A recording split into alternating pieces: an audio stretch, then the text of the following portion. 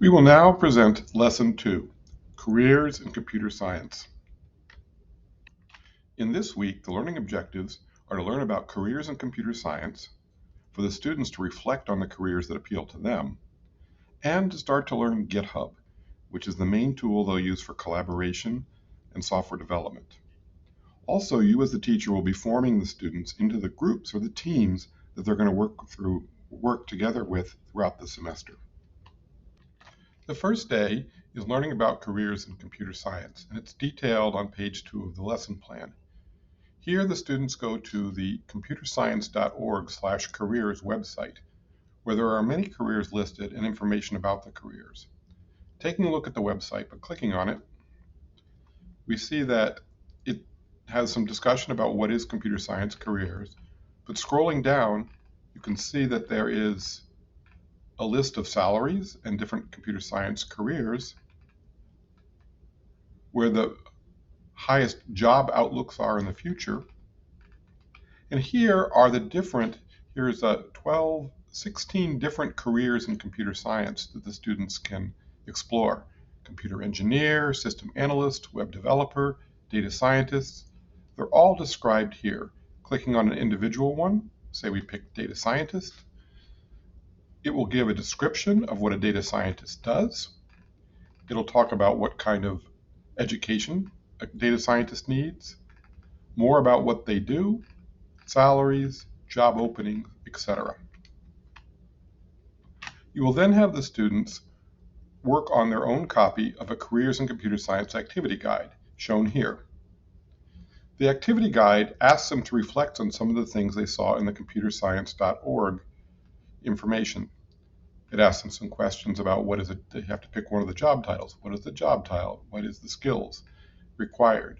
What's the starting salary?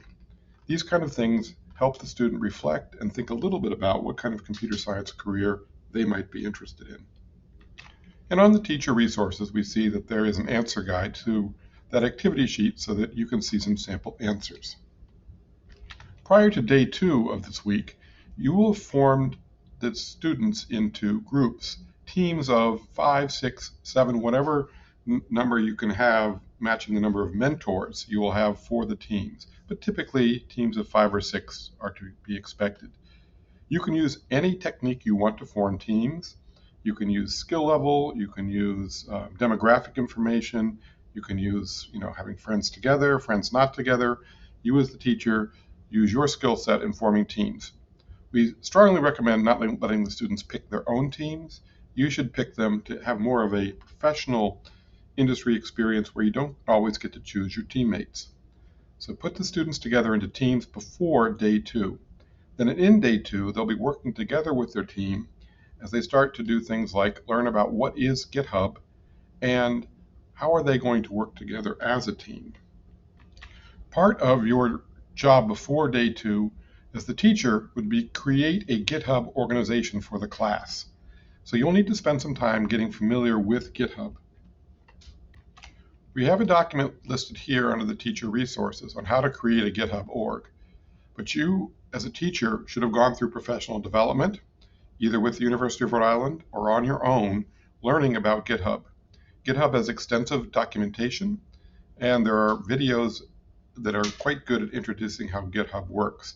You need to do this so that you have a familiarity with what GitHub is and how you can introduce your students to it and set up a GitHub org. What a GitHub org is, an org is an overall structure where within the structure you have teams. So within the org for your classroom, you'll have teams, and in each team you will add the students. And this all has to be done before week 2, day 2. You can do it earlier if you wish, but it needs to be in place for week 2, day 2 of this lesson plan.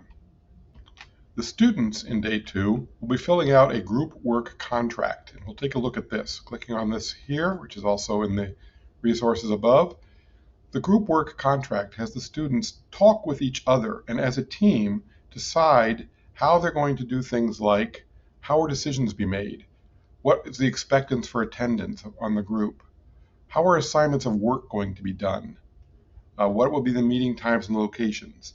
The students should work together to figure these things out. and you as the teacher should review their decisions to make sure that they make sense and are in the best interest of the group going forward. But it's important that the students think about these things and then sign a contract where they've committed to doing these things throughout the semester.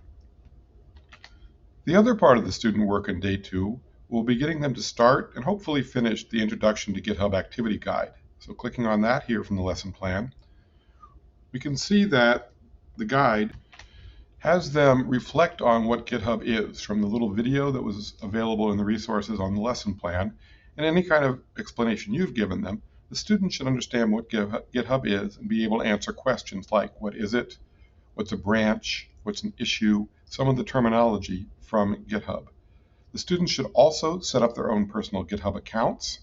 Often you can use school authentication. If your school has, say, a Google set of authentication, like a Google Classroom, then the students may be able to use that to get onto GitHub. And then they finally reflect on some things like, how are they going to use GitHub in their project as a team? As always, we have notes from the field where teachers that have taught the course previously have put their notes, and you're welcome to put your notes as well, so that you can share good ideas on how to do the material in week 2, lesson 2.